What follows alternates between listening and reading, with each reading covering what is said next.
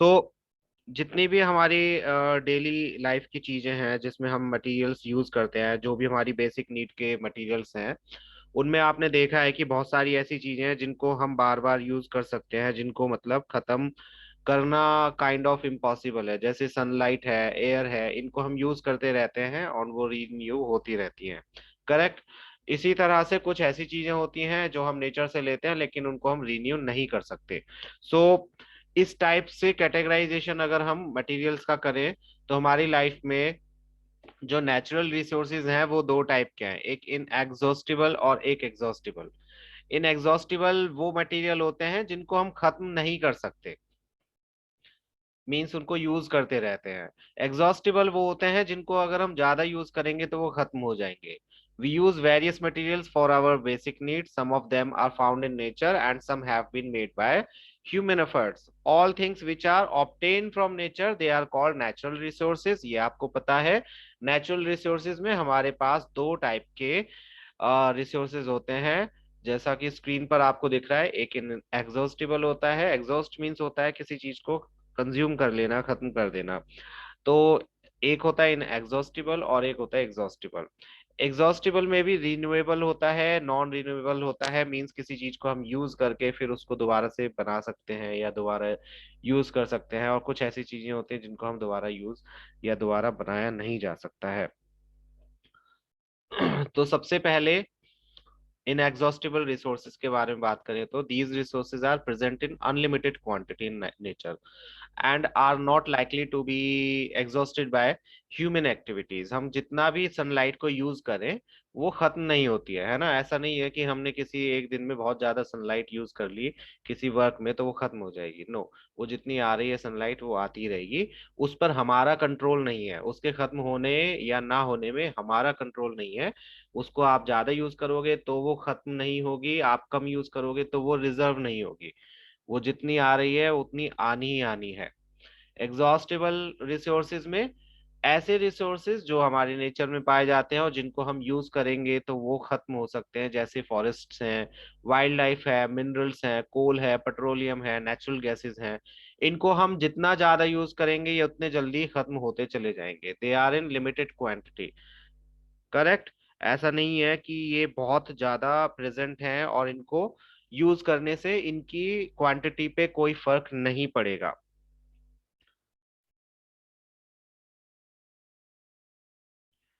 ठीक है। तो इन्हीं के बारे में हम पढ़ेंगे आज, एग्जॉस्टिबल रिसोर्सेज के बारे में। नॉन एग्जॉस्टिबल जो रिसोर्सेज हैं उनकी स्टडी नहीं करनी है हमें।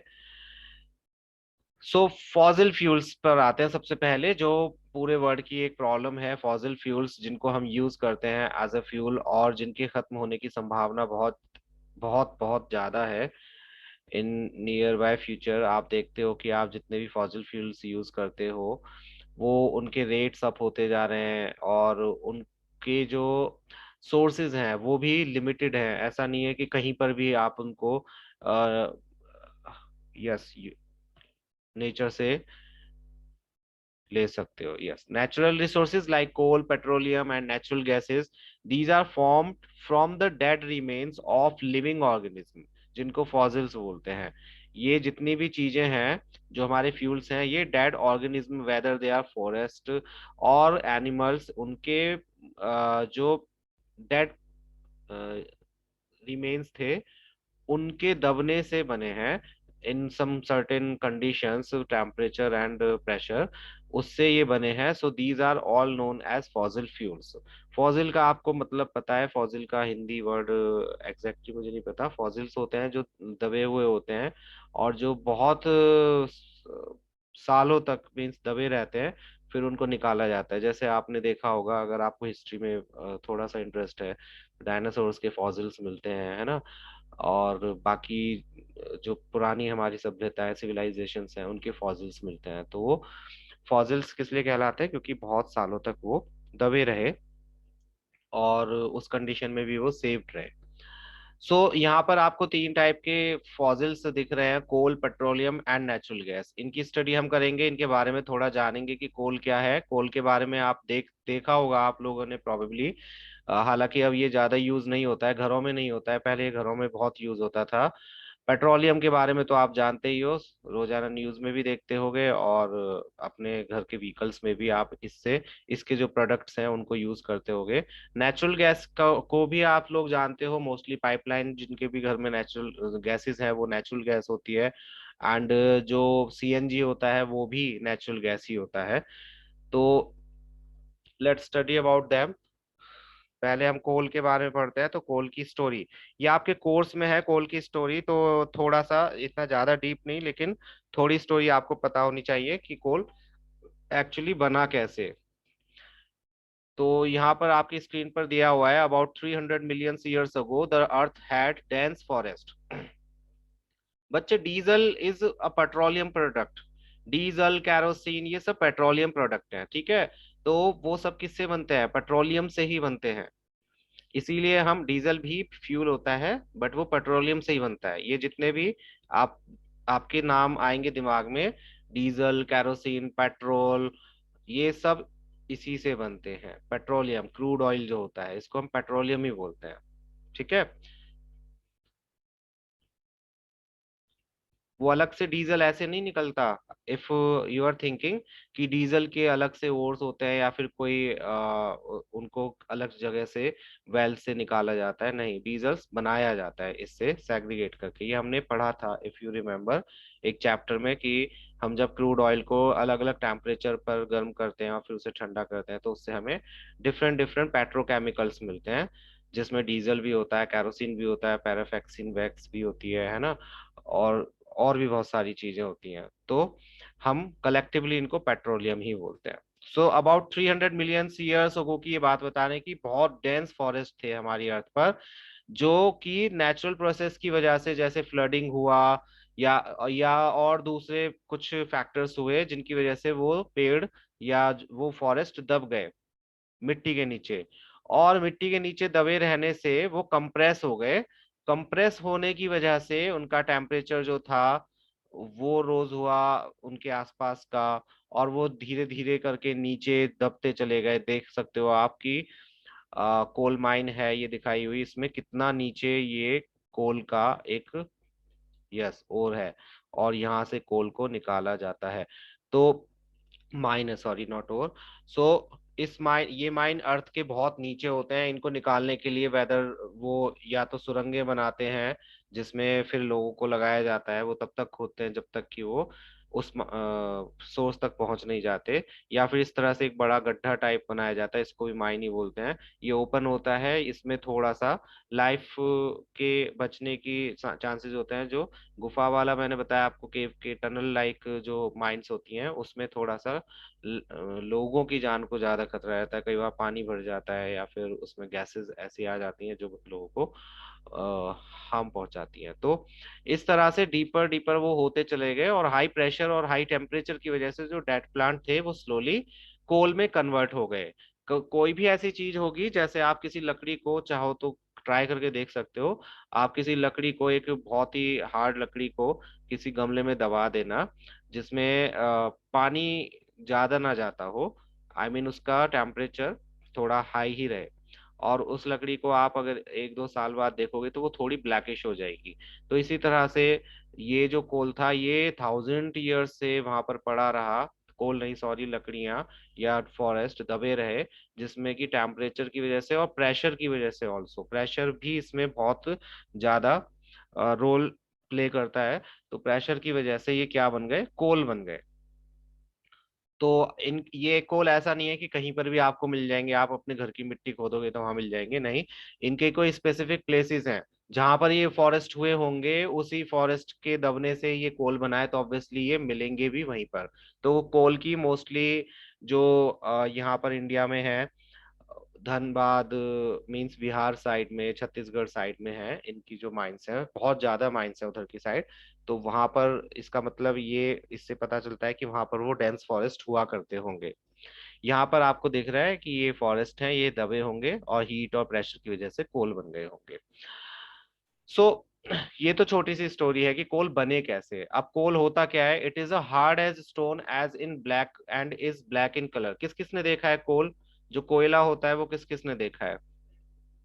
बताइए, आप में से कोल किस किसने देखा है? एक्चुअल कोल जो होता है।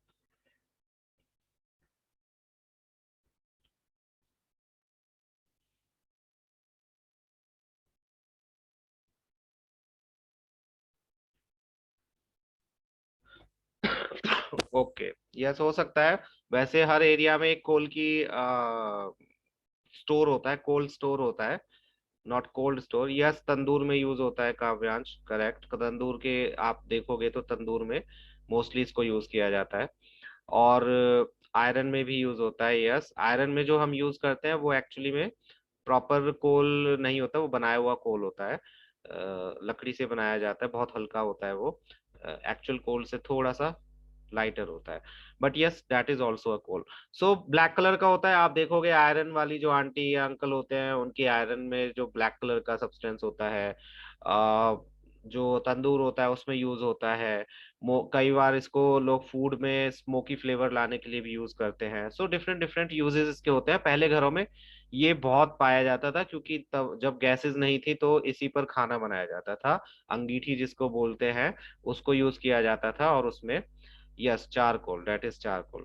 Now I remember the name. Yes, that is charcoal. Charcoal is kind of coal itself, Archit. So it is hard as stone and is black in color. जो proper natural coal होता है वो बिल्कुल stone की तरह ही होता है। आप हाथ में लोगे तो वो आपको लगेगा पत्थर है, लेकिन जब आप उसको जलाओगे तो बहुत अच्छे तरीके से वो जलता है। इसमें फ्लेम कम आते हैं, फ्लेम्स नहीं उठते हैं, बट ये गर्म हो जाता है, हीट बहुत ज्यादा देता है और बिल्कुल रेड कलर का हो जाता है। ये भी आपको एक चैप्टर में हमने बताया था जो फ्लेम वाला था, कि इसमें फ्लेम्स नहीं उठते हैं, है ना। Coal is one of the fuels used to cook food. पहले हुआ करता था कि इसको फूड बनाने के लिए बहुत ज्यादा यूज किया जाता था, अब भी किया जाता है।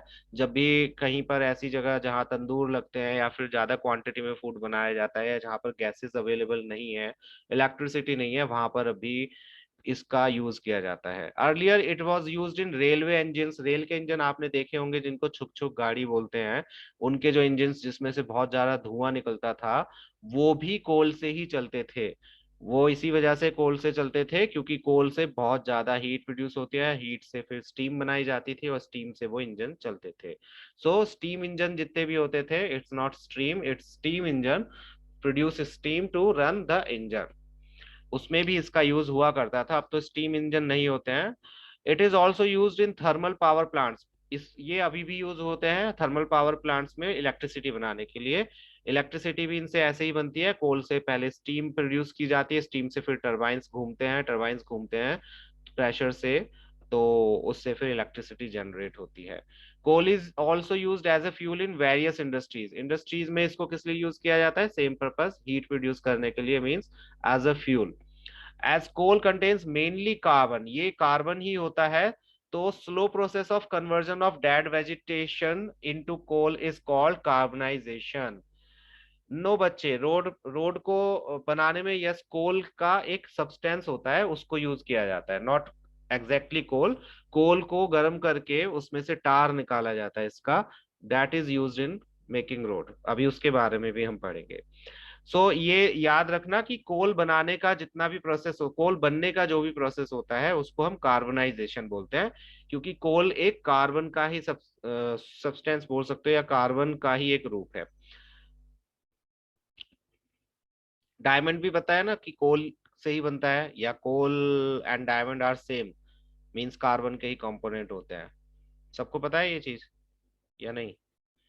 जो डायमंड्स होते हैं वो कोल से ही बनते हैं।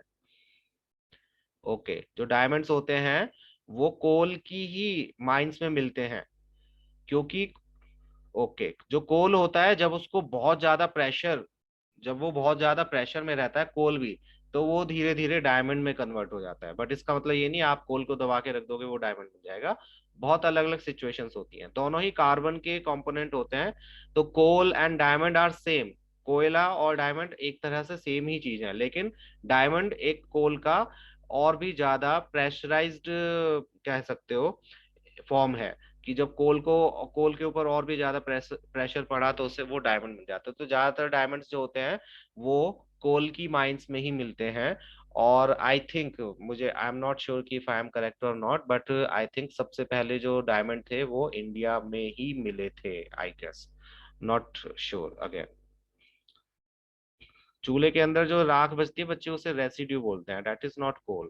उसको कोल नहीं बोलते हैं, वो रेसिड्यूज होते हैं। किसी भी चीज को आप जब जलाते हो तो उसके बाद जो वो ब्लैक कलर का कार्बन बचता है, that is residue. So since it was form from the remains of vegetation, coal is also called a fossil fuels. क्योंकि ये वेजिटेशन के रिमेन से बना है तो इसको हम फॉसिल फ्यूल्स बोलते हैं। When heated in air, coal burn and produces mainly carbon dioxide. ये बहुत खतरनाक हुआ करता था पहले, इससे बहुत ज्यादा हार्म हुआ करता था। लोग क्या करते थे, अंगीठी जला के, जैसे सर्दियां होती थी, विंटर्स होते थे, तो अपने कमरे में अंगीठी जला के कोल का रख लेते थे, जिसमें यहाँ पर जैसा कि लिखा है कि कार्बन डाइऑक्साइड बहुत ज्यादा प्रोड्यूस होती थी, तो कमरे के अंदर सारी ऑक्सीजन खत्म हो जाती थी, कार्बन डाइऑक्साइड भर जाती थी, और उससे लोगों की डेथ हो जाती थी। सो ये बहुत हार्मफुल भी होता है, एंड एनवायरमेंट के लिए इसको जलाना is not that much healthy. ठीक है, तो कोल को जलाने का जो कोल का जो ऑल्टरनेट थे वो इसीलिए ढूंढे गए, जिससे कि घर में इनको यूज ना किया जा सके या फिर इनको ज्यादा यूज ना किया जाए, बिकॉज ये एनवायरनमेंट के लिए सही नहीं थे। तो ये कोल की कुछ प्रॉपर्टीज थी। अब कोल से ही जो प्रोसेस होके, देखो कोल इज प्रोसेस्ड, कोल को प्रोसेस किया जाता है, मीन्स या तो हीट किया जाता है या केमिकल कुछ इसके साथ किया जाता है, जिससे कि क्या बनता है, मोस्टली हीट ही किया जाता है, जिससे हमें दो सब्सटेंसेस जो मेनली होते हैं वो मिलते हैं, तीन सब्सटेंसेस एक्चुअली। एक तो कोक मिलता है। कोक जो होता है ये थोड़ा लाइटर होता है कोल से, और ये बनता है, यस, हीट करके। सो coke is tough and porous black solid substance. Coke is prepared by heating coal, कोल को हीट करके, absence of air। इसकी एक्टिविटी आपकी बुक में भी होगी।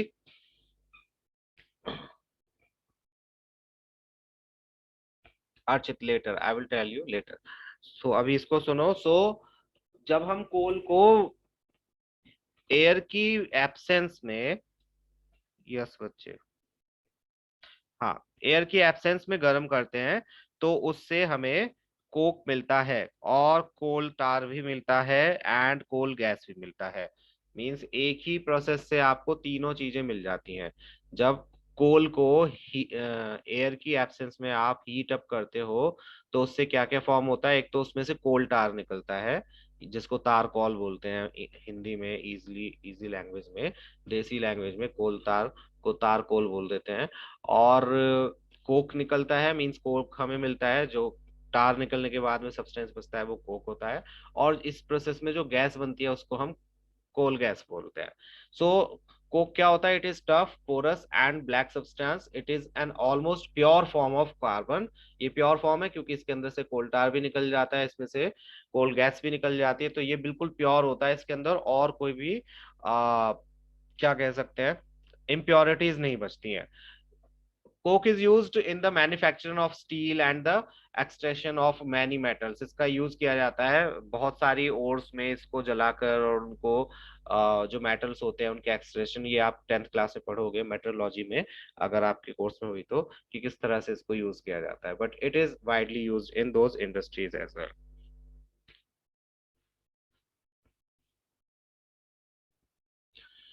कोल टार ये होता है अर्चित, जिसकी बात कर रहे थे, जिससे रोड बनती है। जब हम हीट अप करते हैं कोल को एब्सेंस ऑफ एयर में, तो ये एक तरह का लिक्विड भी उसमें से निकलता है, जिसको हम कोल टार बोलते हैं। तारकोल या कोल टार, जो भी आप जिस नाम से भी इसको याद रख सको। So it is a black thick liquid with N unpleasant smell. इसकी स्मेल बहुत अनप्लेजेंट होती है, अगर आपने कभी देखा हो रोड के किनारे पर ये गर्म होता रहता है, वहां से आप गुजरोगे तो आपको इसकी अलग से स्मेल पता चल जाएगी, जो कि इतनी अच्छी नहीं होती है।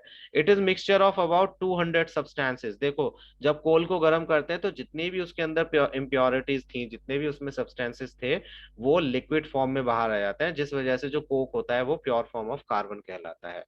Products obtained from coal tar are synthetic dye, synthetic dyes बनती हैं, ड्रग्स भी बनते हैं इससे, एक्सप्लोजिव्स भी बनते हैं, परफ्यूम्स भी बनते हैं, रूफिंग मटेरियल भी बनता है, पेंट्स भी बनते हैं।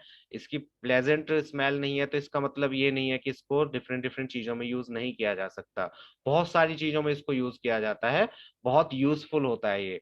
नैप्थलीन बॉल्स जो होती हैं, जो आपके मदर या फादर रखते होंगे, पेरेंट्स रखते होंगे, विंटर्स के कपड़ों में व्हाइट कलर की बॉल्स होते हैं, आपने देखा है, जिनको फिनाइल की गोली बोलते हैं, किस किसने देखा है? फिनाइल की गोली के नाम से आप लोग बोलते हो उनको, नैप्थलीन बॉल्स होती हैं वो। ओके धनीशा, और किस किसने देखा है? अर्चित? नहीं, नॉट कपूर बच्चे, फिनाइल की गोली अलग होता है, कपूर is camphor is something else. Phenyl की गोली आती है, राउंड शेप्ड होते हैं, मोती जैसे लगते हैं, वो बिल्कुल पर्ल जैसे होते हैं, लेकिन थोड़े बड़े होते हैं। तो उनको हम कपड़ों में रखते हैं जिससे मोथ से बचाया जा सके, इंसेक्ट से बचाया जा सके कपड़ों को। और उनमें अच्छी प्लेजेंट स्मेल भी आती है। और लेकिन वो बहुत ज्यादा डेंजरस होती है, मीन्स एडिएबल नहीं होते हैं, और जहर ही होता है एक तरह का। तो वो भी इसी से बनते हैं। जो फिनाइल होती है आपके घर में, जो ब्लैक कलर की आप फिनाइल देखते होगे, जिससे घर में पोछा लगाया जाता है, उसमें से बहुत अजीब सी स्मेल आती है। वो तो देखा होगा सबने, गैंडा ब्रांड फिनाइल। अगर किसी ने देखी है तो, ब्लैक कलर की फिनाइल होती है, जिसे पानी में डालते हैं तो वो वाइट हो जाती है। तो वो जो फिनाइल होते हैं वो भी इसी से बनते हैं। ओके। तो वो भी इसी से बनते हैं। तो मेन काम इसका, आप जो डेली उसमें देखते होगे, तो रोड्स बनाने में तो होता ही है। नो, व्हाइट वाला वो कुछ और होता है काव्यांश, वो ये नहीं होता। जो ब्लैक आता है वो ये होता है। तो रोड्स पे आप देखो, ब्लैक रोड्स जो होती हैं वो सारी कोल तार से ही बनती हैं। तो इसका भी मतलब काफी यूज होता है, इन शॉर्ट काफी यूजफुल है। फिर आती है कोल गैस। इसका यूज हम अपने घरों में नहीं करते हैं, इसका यूज मेनली वहां होता है जहां पर कोक को प्रोसेस किया जाता है। जिस जगह पर कोक को बनाया जाता है, उसके आसपास जितनी भी इंडस्ट्रीज होती हैं, वो इस गैस को यूज करती हैं। Coal gas is obtain during the processing of coal to get coke. It is used as a fuel in many industries situated near the coal processing plants. क्योंकि इसके जो ट्रांसपोर्टेशन है वो बहुत मुश्किल होती है, मतलब इतना ज्यादा दूर तक इसको नहीं ले जाया जा सकता। तो जो आसपास की फैक्ट्रीज होती हैं वो इस गैस का यूज करते हैं। तो इसका नाम आपने बहुत कम सुना होगा, कोल गैस का नाम। कोल गैस मोस्टली बस इंडस्ट्रीज में यूज होती है जो उनके आसपास होते हैं। इसके बारे में जो आपकी बुक्स में ज्यादा दिया नहीं होगा इन तीनों के बारे में, स्टिल अगर आपको पूछा जाए, तो कोल गैस जो होता है वो मिक्सचर होता है मोस्टली मीथेन का और हाइड्रोजन का, और थोड़ी सी इसमें कार्बन मोनोऑक्साइड भी होती है। ये इसके क्या होते हैं, कंपोनेंट्स होते हैं।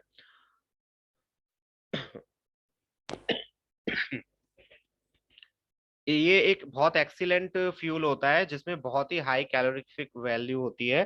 कोल का यूज इंडस्ट्रीज में जो कि आसपास होती है उसमें कराया जाता है। जब इसको जलाया जाता है तो ये बहुत अच्छी अमाउंट में लाइट भी प्रोड्यूस करता है। सो पहले कोल को लाइटनिंग पर्पस के लिए भी यूज किया जाता था, कोल गैस को, सॉरी। इसमें जहां तक मुझे याद है, ख्याल है, लंदन में पहले शायद कोल गैस से ही स्ट्रीट लाइट्स जो होते थे वो कोल गैस से ही जलाए जाते थे। जो स्ट्रीट्स को लाइट करने के लिए यूज किया जाता था वो कोल गैस ही हुआ करती थी, कि वहां पर लटके रहते थे वो लैंप्स कोल गैस वाले, और उनको जलाकर वहां पर लाइटनिंग की जाती थी। तो कोल गैस, ओके, यस। सो कोल गैस का इस तरह से यूज होता है।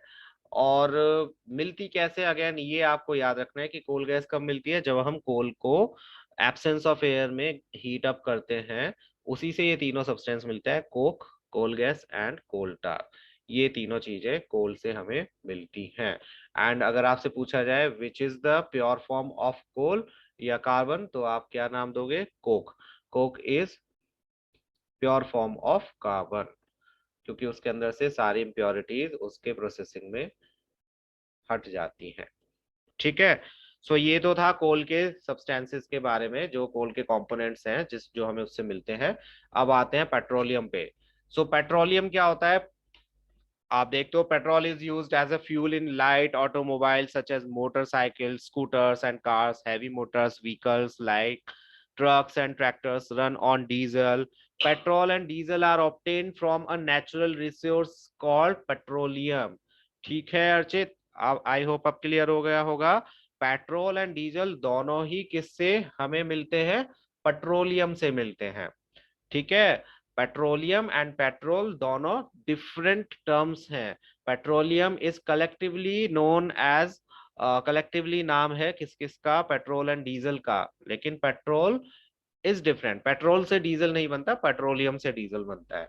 सो फॉर्मेशन कैसे हुई, इसकी भी फॉर्मेशन कुछ कुछ कोल की तरह ही हुई। Petroleum was form from organism living in the sea, जो सी के ऑर्गेनिज्म एक्वाटिक एनिमल्स थे उनसे हुआ। As these organism died their body settled at the bottom of the sea and got covered with of layers and layers of clay, sand and clay. Over millions of years, absence of air, high temperature, and high pressure transformed the dead organism into petroleum and natural gas. यानी कि aquatic animals जब मरे तो उनके ऊपर clay, मिट्टी और रेत की परत पे परत बनती चली गई, लेयर्स बनती चली गई, और उसके प्रेशर से और हाई टेम्परेचर की वजह से जैसे फॉरेस्ट बने थे कोल, उस तरह से ये क्या बन गए, ये बन गए पेट्रोलियम एंड नेचुरल गैस। इनसे जो सब्सटेंसेस या इनसे जो केमिकल्स निकले वो पेट्रोलियम एंड नेचुरल गैस के रूप में बाहर निकले। सो अब आपको पता चला कि पेट्रोलियम जो होता है, जो आप पेट्रोल यूज करते हो, तो वो कितना प्रेशियस है, वो इस तरह से बना है। और ऐसे चांसेस ऑब्वियसली ये हम खुद से नहीं कर सकते कि बहुत सारे एक्वेटिक एनिमल्स को मार के दबा दे और वो पेट्रोल बन जाएंगे। It's not in our hand. ये होने के लिए बहुत सारे इयर्स की प्रोसेसिंग चाहिए। ठीक है, लिक्विड पेट्रोलियम गैस होती है बच्चे, वो अलग टॉपिक है एक, वो आपके इस चैप्टर में नहीं है। एलपीजी आप जब ये इसमें आओगे नाइन्थ में, तब आपको बताया जाएगा कि कुछ गैसेस ऐसी होती हैं जिनको कंप्रेस करके लिक्विड बनाया जा सकता है, मींस लिक्विड फॉर्म में उनको स्टोर किया जा सकता है। तो LPG is one of that. It's not natural gas, LPG natural gas नहीं होती है, एलपीजी को बनाया जाता है actually.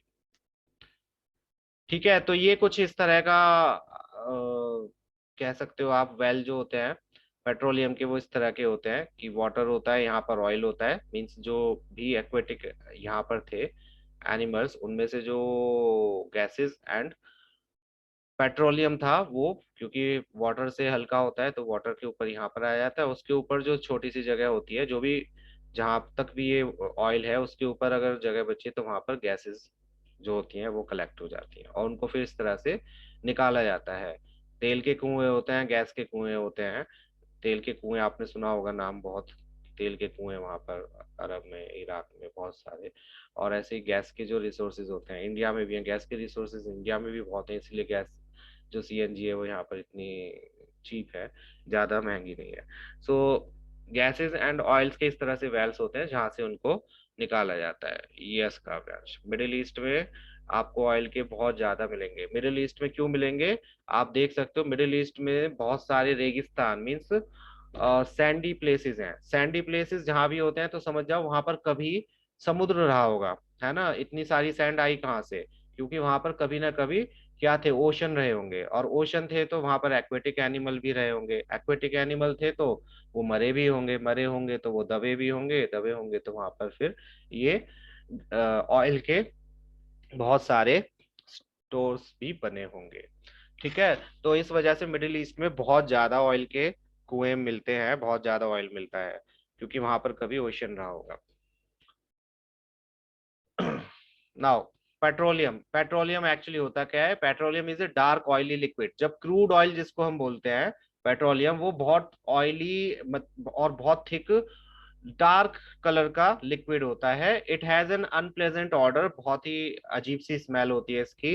It is a mixture of various constituents such as petroleum gas, petrol, diesel, lubricating oil, paraffin wax etcetera, kerosene. इस ये सभी इसी के अंदर होते हैं, मींस ये सभी इसके कंपोनेंट हैं। द प्रोसेस ऑफ सेपरेटिंग, ये हमने पढ़ा था कि हम जिस प्रोसेस से इनको सेपरेट करते हैं उसको हम रिफाइनिंग बोलते हैं। आपने जगह जगह रिफाइनरी शायद देखी हो, कई जगह रिफाइनरीज हैं जहां पर इस काम को किया जाता है। रिफाइनरीज में हम क्रूड ऑयल को अलग अलग टेम्परेचर में गर्म करके फिर ठंडा करते हैं, जिससे हमें अलग अलग सब्सटेंसेस मिलते हैं। इस तरह से देखो यहाँ पर थोड़ा सा एक छोटा सा आपको दिखाया गया, इंट्रोडक्शन दिया गया है। ये आपने पिछले वाले चैप्टर में कंबशन वाले में भी पढ़ा था कि जैसे जैसे टेम्परेचर कम होता जाता है वैसे वैसे उसके कंपोनेंट्स अलग होते चले जाते हैं। तो इन्हीं कंपोनेंट से हम डिफरेंट डिफरेंट चीजें अपनी डेली लाइफ की यूज करते हैं जो, वो इनसे हमें मिलती हैं। इस तरह की कुछ कुछ रिफाइनरीज दिखती हैं, लेकिन इसका मतलब ये नहीं है कोई भी आपको ऐसी फैक्ट्री दिखे तो आप कहो कि ये तो रिफाइनरी है, नहीं। बहुत सारी चीजें होती हैं जो इस तरह से रिफाइन की जाती हैं, इस तरह से प्रोड्यूस की जाती हैं। ये सिर्फ आपको दिखाने के लिए कि हाँ, फैक्ट्रीज होती हैं जहां पर इनको रिफाइन किया जाता है। पेट्रोल एंड डीजल ऐसे ही नहीं मिलता नेचर से कि हमने बस कुआं खोदा और पेट्रोल मिल गया और वो सीधे सीधे आपने अपने व्हीकल में डाला और चल गया, नहीं। आप देखते हो कि व्हीकल के लिए बहुत सारे ल्यूब्रिकेंटिंग ऑयल्स होते हैं जो मशीनरीज को स्मूथ बनाते हैं। आप अपनी साइकिल में भी डालते होंगे, जो ग्रीस होती है उस टाइप की चीजें, है ना। ऐसे ही कैरोसिन होता है, वो थोड़ा कम स्टिकी होता है, कम ऑयली होता है, वो देखने में थोड़ा पानी जैसा लगता है। नैप्थलीन होता है, गैसेस होती हैं, तो ये सारे इसी के ही पार्ट है। इनको प्रोसेस करके बनाया जाता है। ऐसा नहीं है कि ये सब हमें नेचर में ऐसे ही मिल जाते हैं। सो पेट्रोलियम गैस जो होती है एलपीजी, वो भी इसी तरह से मिलती है। एलपीजी जो आप पूछ रहे थे अर्चित, वो भी ये देखो, जब इसको प्रोसेस करते हैं तब मिलती है, नेचर में नहीं पाई जाती। ये जो आप देख रहे हो पेट्रोलियम गैस, यहाँ ये जो गैस है, ये भी पेट्रोलियम गैसेज हैं, और इनको भी एलपीजी में कन्वर्ट मीन्स इन गैसेज को फिर हाईली कंप्रेस किया जाता है। कंप्रेस करके ये लिक्विड फॉर्म में हो जाती हैं, जो कि फिर सिलेंडर्स में भर के आपके घरों तक भेजी जाती है।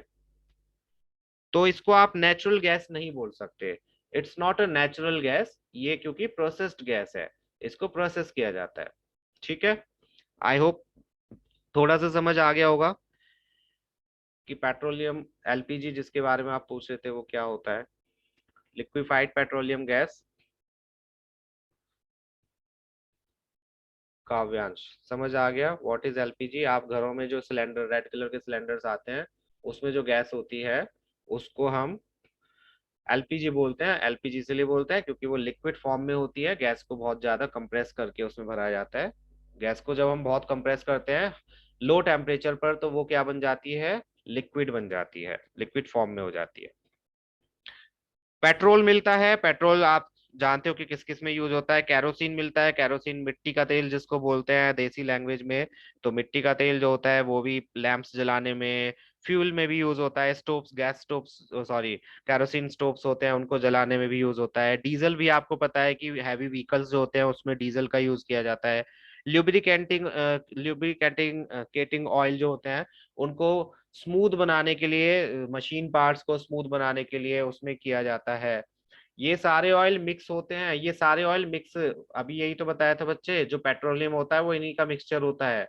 फिर इनको धीरे धीरे गर्म करके, ठंडा करके, पहले गर्म हाई टेम्परेचर से इनको गुजारा जाता है, प्रोसेस किया जाता है। फिर जैसे जैसे टेम्परेचर कम होता जाता है वैसे वैसे अलग अलग ऑयल्स एंड गैसेस उससे अलग होते चले जाते हैं, क्योंकि इनका टेम्परेचर जो होता है, यस, वो अलग होता है। ठीक है। इसके लिए आपको चैप्टर पढ़ना था कौन सा वाला, बता दूंगा मैं।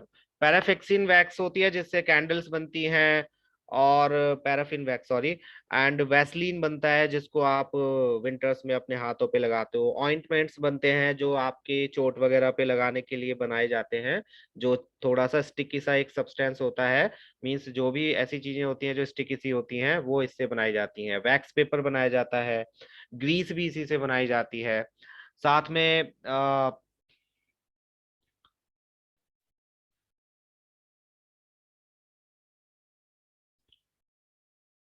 ठीक है। हाँ जी, और साथ में एलपीजी या गैसेस तो इसमें से निकलती हैं। सो एलपीजी के बारे में थोड़ा सा और बताना चाहोगे कोई, कि एलपीजी होता क्या है, या एलपीजी के ज्यादा फायदे क्यों हैं, इसको इतना क्यों यूज किया जाता है। चलो बताओ, अगर एलपीजी पर आए हो तो लेट्स सी कि एलपीजी एक्चुअली होता क्या है। एलपीजी को, चलो ये तो मैंने बताया था कि इसको यूज क्यों किया जाता है इतना ज्यादा। इसके फायदे हमने एक चैप्टर में कंबशन एंड फ्लेम में पढ़े थे, कि एलपीजी को इतना ज्यादा हम घरों में यूज क्यों करते हैं। सबसे पहला जो इसका फीचर है वो क्या है, एलपीजी को हम घरों में क्यों यूज करते हैं। क्योंकि क्योंकि इसकी हाईली कैलोरीफिक वैल्यू होती है। इजली अवेलेबल नहीं है बच्चे, it's not easily available again. जैसे पेट्रोल है वही अवेलेबिलिटी इसकी है। इत कंपैरेटिवली इजली अवेलेबल है, लेकिन इतनी ज्यादा नहीं। तो हम घरों में इसको यूज करते हैं। कुछ उसके फीचर्स ये हैं कि इसकी जो कैलोरीफिक वैल्यू है वो बहुत ज्यादा है, मीन्स इससे जो हीट होती है वो बहुत ज्यादा गर्म होती है। दूसरा, इसमें कोई स्मोक नहीं होता है ऑब्वियसली, है ना। तीसरा, ये ट्रांसपोर्ट करने में इतनी ज्यादा इजी तो नहीं है, लेकिन फिर भी हो जाती है कि इसको कंप्रेस करके सिलेंडर्स में भर के आपको ट्रांसपोर्ट किया जा सकता है। और इसको जब जलाते हैं, सबसे बड़ी बात, इसको जब जलाते हैं तो इससे कोई पॉइजनस गैस नहीं निकलती है। जैसे बाकी गैसेज होती हैं तो उनको जलाने से कभी कार्बन डाइऑक्साइड निकलेगी या फिर कोई और गैस, लेकिन इसको जलाने से कोई गैस नहीं प्रोड्यूस होती है। और इसको जलाने के बाद में कोई रेसिड्यू यानी कि कोई राख वगैरह भी नहीं बचती है। So these are some features जिसकी वजह से हम एलपीजी को इतना ज्यादा यूज करते हैं। ठीक है। ये दोनों ही चैप्टर में आप इसमें भी ले सकते हो, चाहे तो कंबशन एंड फ्लेम में भी, दोनों में ही है। उसमें मैंने आपको बता दिया था इसके बारे में, तो अगर आपकी इस चैप्टर में भी इंक्लूडेड है तो उसमें से आप इसके नोट्स ले सकते हो। नाउ, ये कुछ कॉन्स्टिट्यूएंट्स हैं जो इससे बनते हैं, पेट्रोलियम से बनते हैं, और उनके कुछ यूजेस हैं। सबसे पहले एलपीजी है, जो फ्यूल में यूज होती है, इंडस्ट्री में भी यूज होती है एज अ फ्यूल। पेट्रोल है, पेट्रोल आपको पता है किस लिए यूज होता है। डीजल किस लिए यूज होता है, आपको ये भी पता है। ल्यूब्रिकेटिंग ऑयल जो होता है, ल्यूब्रिकेंट्स के लिए यूज होता है। पैराफिन पैराफिन वैक्स जो होती है वो किस लिए यूज होती है, ये आपको बता दिया गया। बिटुमेन क्या होता है, ये मैट ये रोड्स के ऊपर आपने देखा होगा कि बहुत स्मूथ रोड्स बनाई जाती हैं, वहां पर यूज होता है। ठीक है। कैरोसिन क्या होता है, फ्यूल होता है, जो अगेन अभी आपको बताया था लैंप्स और स्टोव्स वगैरह बनाने में, जेट एयरक्राफ्ट में भी यूज होता है actually. So these are their use, ये आप उसमें नोट्स में देख लेना। Now let's move to natural gas. Natural gas LPG gas नहीं होती है, प्लीज एक बार याद रखना। ये जो आपको दिख रहा है ये नेचुरल गैस है, एलपीजी नहीं है। जो पाइपलाइन से आती है गैस वो सारी नेचुरल गैस है। That's why it's so cheap, क्योंकि इसके बहुत सारे भंडार हैं इंडिया में। तो ये बहुत ज्यादा क्वांटिटी में है अभी हमारे पास। और अभी भी इसके जो क्या कहते हैं सोर्सेज हैं वो निकल रहे हैं। तो इसकी हमारे पास अवेलेबिलिटी बहुत है। दैट्स वाई जगह जगह ये प्रमोट किया जा रहा है कि हम एलपीजी की जगह नेचुरल गैस को यूज करें। पाइपलाइन वाली जो गैस है उनको यूज करें। So natural gas is very important fossil fuel because it is easy to transport through pipes. Pipes के थ्रू इसको इजिली ट्रांसपोर्ट किया जा सकता है। Natural gas is also use as a starting material for the manufacturing of number of chemicals and fertilizers। Fertilizers and chemicals को बनाने के लिए जो स्टार्टिंग मटेरियल होता है वो भी यही होता है, इसको यूज किया जाता है। ये कैसे किया जाता है ये आप फर्दर क्लासेस में पढ़ोगे। इंडिया में जो नेचुरल गैस के जो सोर्सेज है वो कहाँ पर, त्रिपुरा में, राजस्थान में, महाराष्ट्र में, और कृष्णा गोदावरी डेल्टा, दो नदियों। डेल्टा सबको पता है, डेल्टा क्या होता है प्लीज एक बार बताओ। ये तो आपको ज्योग्राफी में बताया होगा, व्हाट इज डेल्टा। सबको पता है डेल्टा क्या होता है, जल्दी जल्दी बताओ। नो, एक जगह नहीं है बच्चे, जगह का नाम ऐसे नहीं है कि किसी जगह का नाम है डेल्टा। डेल्टा एक्चुअली एक चीज होती है। डेल्टा होता है जब दो नदियां सेपरेट होती हैं या मिलती हैं तो बीच में एक ट्रायंगुलर शेप्ड लैंड बना देती हैं, जिसको हम डेल्टा बोलते हैं। और वो काफी बड़ी होती है और वो खेती के लिए बहुत अच्छी होती है। और यस, रहने के लिए नहीं होती है पर खेती के लिए होती है। बरमूडा ट्रायंगल नहीं, नॉट दैट, बरमूडा ट्रायंगल नहीं है डेल्टा। अगर अपनी ज्योग्राफी की क्लास में आप पूछ के देखना कि डेल्टा क्या होता है, आपके टीचर आपको जरूर बता देंगे। It's related to geography actually. So Krishna Godavari delta पर ये बहुत पाए जाते हैं। जो सीएनजी है वो भी नेचुरल गैस होती है, जो पाइप गैस लाइन है वो भी नेचुरल गैसेस हैं। तो इनके एडवांटेजेस क्या है नेचुरल गैस के, देखो नेचुरल गैस जो होती है एक बहुत अच्छा फ्यूल है क्योंकि इजिली जल जाता है और इससे भी बहुत सारी हीट मिलती है। उसके साथ ही ये जब जलती है तो ना तो इससे स्मोक निकलता है और ना ही इससे पॉल्यूशन होता है, ना ही इससे कोई पॉइजनस गैस निकलती है। नेचुरल गैस कोई भी अपने पीछे, जैसे एलपीजी होता है वैसे ये भी रेसिड्यू नहीं छोड़ती है, कोई राख नहीं छोड़ती है। Natural gas is complete fuel in itself and can be used directly for heating purposes in homes and industry। Means natural gas जैसी हमें नेचर से मिलती है हम डायरेक्टली इसको ऐसे ही यूज कर सकते हैं, हमें इसको प्रोसेस करने की जरूरत नहीं होती है। ना तो हमें इसमें कुछ ऐड करने की जरूरत है, ना ही इसमें से कुछ निकालने की जरूरत है। और सबसे बड़ा एडवांटेज क्या है, natural gas that it can be supplied to home and factories through a network of underground pipes, and this eliminates the need for additional storage and transport. Means सीधे आप गैस की पाइपलाइन लगाओ, जहां से gases आ रही हैं, वहां जहां से हमें मीन्स इसके सोर्सेज मिले हैं वहां से गैस पाइपलाइंस आएंगी, उसका नेटवर्क बिछाएंगे हम, और पानी की तरह जैसे पानी आपके घरों में आता है ऐसी गैस आएगी। तो बहुत लो कॉस्ट है, इसको स्टोर करने की जरूरत नहीं है कि हमें जगह जगह इसको स्टोर करके रखना है सिलेंडर्स की तरह। जितनी आपको यूज करनी है उतनी आप यूज करो, जितनी नहीं करनी है उसको मत यूज करो। जस्ट लाइक टैप वाटर, आप उतना ही पानी लेते हो जितना आपको जरूरत होती है, नहीं चाहिए तो मत लो। तो इसके मीटर लगे होते हैं आपके घरों में, आप जितना यूज करोगे उतना आपका बिल आएगा, नहीं यूज करोगे तो बिल नहीं आएगा। और क्योंकि स्टोर करके नहीं रखना होता है तो it's less dangerous, because gas cylinders में बहुत ज्यादा ये प्रॉब्लम रहती है कि उसके उसमें आग लग सकती है, फट सकता है, या उस जगह भी घेरता है, तो वो चीज भी नहीं होती है। So it's very good fuel. तो नेचुरल गैस का आप डोमेस्टिक यूज भी करते हो, इंडस्ट्रियल फ्यूल की तरह भी इसको यूज किया जाता है, इसको इलेक्ट्रिसिटी जनरेट करने के लिए भी यूज किया जाता है as a fuel.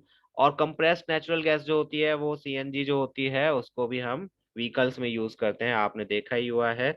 So natural gas बहुत ही ज्यादा यूजफुल है और इसको प्रमोट करना चाहिए और ज्यादा यूज के लिए। अभी तो दिल्ली में जैसे बहुत सारे व्हीकल्स हैं वो सीएनजी से चलते हैं, तो धीरे धीरे सारे व्हीकल सीएनजी से चलेंगे तो पॉल्यूशन कम होगा। And we have plenty of natural gas, so हमें पेट्रोल की तरह इसके लिए चिंतित नहीं होना पड़ेगा। सो इसके बाद में एक चीज मैंने यहाँ पर तो नहीं मेंशन करी है, पेट्रोकेमिकल्स। पेट्रोकेमिकल्स आपने पढ़ लिए हैं, बस आपको मैं बता देता हूँ कि पेट्रोकेमिकल्स होते क्या है। पेट्रोकेमिकल्स क्या चीज होती हैं? जितने भी हमारे केमिकल्स हैं जो हम पेट्रोलियम से या नेचुरल गैस से ऑब्टेन करते हैं उनको हम पेट्रोकेमिकल्स बोलते हैं। जैसे कि अल्कोहल है, इथाइल अल्कोहल है, एसीटोन है, एसिटिक एसिड है, एथिलीन है, बेंजीन है, ये सारे, इनकी मैं एक लिस्ट आपको दे दूंगा। बस आप ये याद रखना कि पेट्रोकेमिकल्स क्या होते हैं। वो सारे केमिकल्स जो हमें पेट्रोलियम या नेचुरल गैसेस से मिलते हैं। ठीक है। अच्छा एक चीज और बताओ, अगर आपने बहुत कभी पढ़ा होगा कि ब्लैक गोल्ड किसे कहा जाता है? ब्लैक गोल्ड किसे कहते हैं? बहुत पॉपुलरली फाउंड क्वेश्चन है ये, आ जाता है एमसीक्यूज में कि ब्लैक गोल्ड किसे कहा जाता है। Do you know what is black gold?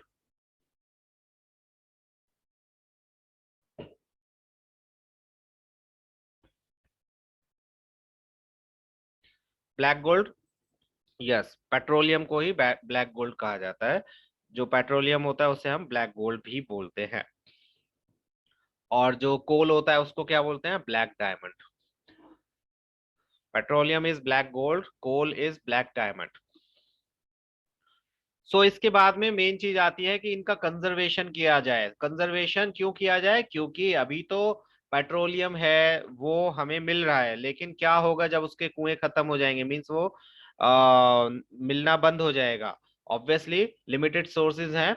तो इंडिया में एक पीसीआरए एसोसिएशन है, means petroleum conservation research association, जो एडवाइस करता है पीपल को कि पेट्रोल और डीजल को जब ड्राइव कर रहे हैं तो कम से कम यूज करें, जिसके लिए अलग अलग टिप्स वो डिफरेंट डिफरेंट टाइम पर देते रहते हैं कि रेड लाइट हो तो अपना व्हीकल बंद कर लो, नहीं यूज करना है तो प्लीज व्हीकल बंद रखो, घर से थोड़ी दूर जाना है तो ट्राई कि आप पैदल चले जाओ, साइकिल का यूज करो, व्हीकल्स का यूज ना करो, है ना। ऐसे ट्रांसपोर्ट का यूज करो जिसमें पेट्रोलियम का यूज कम हो। तो जितने भी ऐसे एडवाइजरीज हैं वो यही एसोसिएशन रिलीज करता है, और किस लिए करता है? क्योंकि पेट्रोलियम को कंजर्व करना ये हम सभी की रिस्पॉन्सिबिलिटी है। बिकॉज अगर हमने कंजर्व नहीं किया तो धीरे धीरे खत्म हो जाएंगे, और इनसे मिलने वाली चीजें सिर्फ पेट्रोल ही नहीं, और भी जितनी चीजें हमें मिलती हैं वो भी खत्म हो जाएंगी, वेदर इट्स एलपीजी और जितनी आपके ऑइंटमेंट्स हैं, पैराफिन वैक्स है उससे बनने वाली चीजें, नैप्थलीन वगैरह, बहुत सारे बहुत ही थाउजेंड्स ऑफ प्रोडक्ट्स हैं जो इनसे बनते हैं, वो सभी खत्म हो जाएंगे। तो बेटर टू कंजर्व देम। इसमें कुछ आपको दिए हुए हैं, drive at the constant and moderate speed. Yes, ये भी बहुत लोगों को नहीं पता होता कि स्पीड बार बार तेज और कम करने से भी पेट्रोल ज्यादा फूकता है, तो वो नहीं करना चाहिए। Switch off engine at traffic lights और place where you have to wait, जहां पर भी आप वेट कर रहे हो वहां पर अपना व्हीकल बंद रखो, उसको स्विच ऑफ कर दो। Ensure correct tyre pressure, tyre अगर टायर में प्रेशर कम होता है, एयर प्रेशर कम होता है तो भी पेट्रोल ज्यादा लगता है, तो इंश्योर कि आपके जो करेक्ट टायर प्रेशर है वो करेक्ट हो। रेगुलर मेंटेनेंस होना चाहिए व्हीकल का, अगर रेगुलर मेंटेनेंस नहीं करोगे तो जो इंजन होता है वो ज्यादा पेट्रोल लेता है। अगर वो क्लीन नहीं है तो ऑब्वियसली उसमें ज्यादा पेट्रोल लगेगा। सो ये थोड़े से हमारे एडवाइजरीज हैं जो ये एसोसिएशन रिलीज जिसने किए हैं, ये और भी करते हैं धीरे धीरे। वो बहुत सारे प्रोग्राम्स भी चलाते हैं, कुछ वीक चलाते हैं कि पेट्रोलियम कंजर्वेशन वीक है या मंथ है। तो हमें भी ये याद रखना चाहिए कि आप अगर स्कूटी चलाते हो तो अभी आप इतने बड़े नहीं हो, आप छोटे ही हो, तो आई एम श्योर आपको इतना दूर नहीं जाना होता होगा, तो यू कैन यूज साइकिल और you can go by foot instead of using scooty. आप स्कूल जा रहे हो तो फिर अलग अलग व्हीकल्स में ना जाने की जगह एक पब्लिक ट्रांसपोर्ट का यूज कर सकते हो। बहुत सारे वेज हैं जिससे आप अपना कंट्रीब्यूशन दे सकते हो। और ऐसा नहीं होता है, आप अगर ये सोचोगे कि एक के करने से क्या होगा, बाकी मेरे दोस्त भी जाते हैं, ये भी जाते हैं। एक के करने से बहुत होता है, आप एक करोगे बाकी भी करेंगे। अगर 5 लोगों ने भी करा तो सोचो 5 लोगों का सेव हो रहा है। सो ट्राई करो कि जितना भी आप कंजर्व कर सकते हो। अपने फैमिली वालों को भी एंकरेज करो कि नहीं ऐसे नहीं जाना है हमें, तो वैसे जाना है, या स्कूटी पे नहीं जाना है, हम पैदल जा सकते हैं, कुछ भी चीज। तो ये सब आपको ध्यान रखना चाहिए, ये भी हमारी रिस्पॉन्सिबिलिटी है। हम यूज करते हैं तो इनको सेव करना भी हमारी ही रिस्पॉन्सिबिलिटी है। सो ये बस इतना सा ही चैप्टर था। इसमें एक बस मुझे बता देना, क्योंकि मैंने तो एनसीईआरटी के बेस पर पता करा है। अगर किसी के चैप्टर में कुछ एक्स्ट्रा दिया है या कुछ उनको समझ नहीं आया हो तो please let me know by next class. तो मैं नेक्स्ट क्लास में पहले उसको बता दूंगा, फिर हम दूसरा चैप्टर स्टार्ट करेंगे। ठीक है। इसके और जो पिछले चैप्टर के नोट्स थे वो मैं संडे तक ही पोस्ट कर पाऊंगा, because I am still not well, तो मैं ज़्यादा देर बैठ नहीं पाता कंप्यूटर पे, माई आईज हर्ट। तो मैं संडे तक इनके नोट्स करूंगा पोस्ट, और अगर पहले कर दिए तो आपका फिर सैटरडे को टेस्ट भी होगा एक। कंजर्वेशन ऑफ रिसोर्सेज, बच्चे कंजर्वेशन ऑफ रिसोर्सेज में पॉइंट्स दिए होंगे तो उनको पढ़ना। कंजर्वेशन का मतलब यही है कि उनको बचाना है, तो वो किस किस तरह से बचा सकते हैं वो आपको पढ़ना है, ठीक है। अगर उसमें कुछ ऐसी चीज है जो आपको समझ नहीं आती है, feel free to ping me on WhatsApp, मैं आपको बताऊंगा।